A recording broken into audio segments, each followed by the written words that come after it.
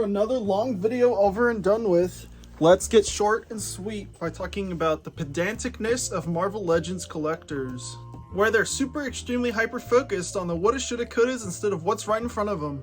Even when they do talk about what's right in front of them, it's usually complaining about reuses, how cheap Hasbro is for doing said reuses, and it's just ridiculous and just nitpicking for the sake of nitpicking.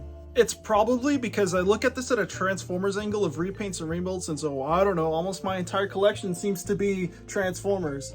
It's like getting mad that Legacy United Sideburn is just a repaint of Shadow Striker because it totally wasn't obvious. Oh wait!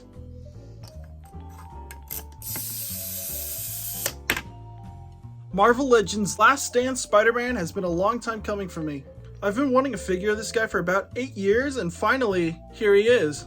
And if I recall from previous videos, I'm pretty sure I said that Ben Reilly's Spider-Man suit is one of my favorites, but this is definitely hands down #1 on the top of the list because of how homegrown it feels and, for lack of a better term, how edgy it looks.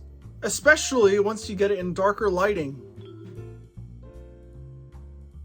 While the suit is from Amazing Spider-Man 500, this physical depiction is from Spider-Man PS4, which gives the toy a more realistic feel. The sculpting is, as always, very impressive. From the various wrinkles in the jacket and pants, to the raised lenses and seam lines, to the raised spider logos on the front and back side of the figure. The jacket itself is an overlay, which is a problem for some because of a lack of articulation, which I get, but I honestly don't care. I already got my fix for a crazy posable Spider-Man 4 times over. What about 5 times over? No, Deadpool, you don't count, you're not Spider-Man.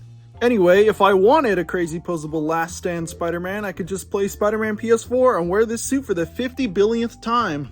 On to everyone's favorite part for Offhand reviews, that's the articulation section. So let's go over the articulation for Last Stand Spider-Man. So he has a ball joint going up into his head and going into his torso.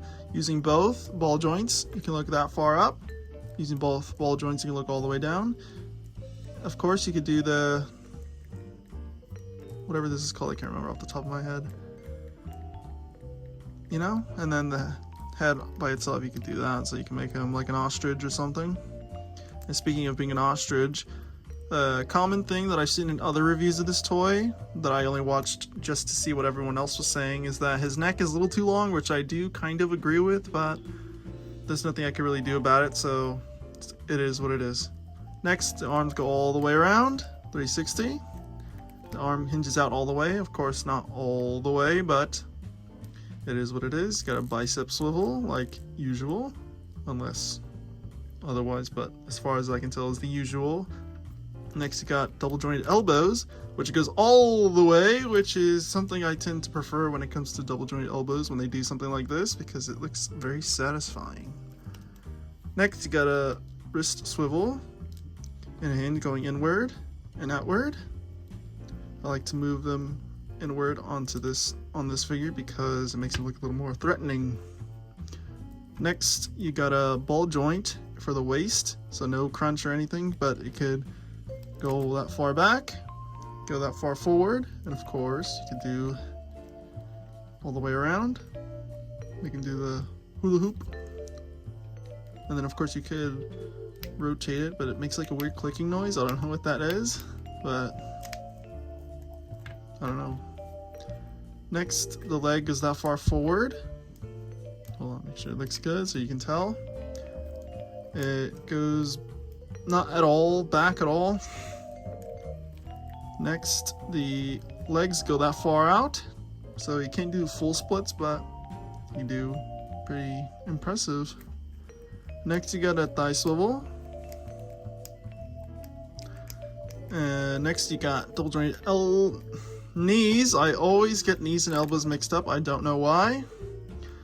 So that's as far as they go.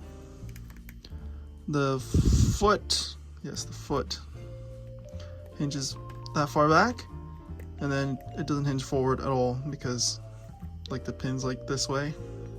Of course, you got your ankle tilts, or as the famous Shartimus Prime says, ankle pivot. But yeah, I will say he does have a little bit of trouble standing. Like, you just plop him and then he just goes for a tumble. So you just like balance him out, and there you go. You got your Last Stand Spider-Man standing there. Overall, the articulation, it's pretty standard. It's not what you'd expect from a Spider-Man, because usually Spider-Man toys tend to be like, well, at least in the modern day, as in like the past 3 years, like Crazy Articulator, you got the crunch here, and then you got this. But I don't mind that's not really articulated because, well, we got individual specific sculpt just for the Spider-Man now, didn't we? Well, at least for the top half. And if we got a cut articulation, then so be it. At least we got Last Stand Spider-Man. Being Spider-Man is a multiple accessory deal, and this figure only comes with closed fists and splayed out hands. With how the articulation is situated, I'm pretty satisfied with the limited hand choices, but adds to the creativity for poses and or play. Anyways, that's the video for Marvel Legends Last Stand Spider-Man. Super biased, but I think you should know what you signed up for at this point. In fact, this was the only figure I initially pre-ordered from this wave, which I do kind of regret now because I can't find a Scarlet Spider anywhere. And that, folks, wraps up the video, so I'll see you in the next one, whenever that may be, because making videos is an interesting hobby.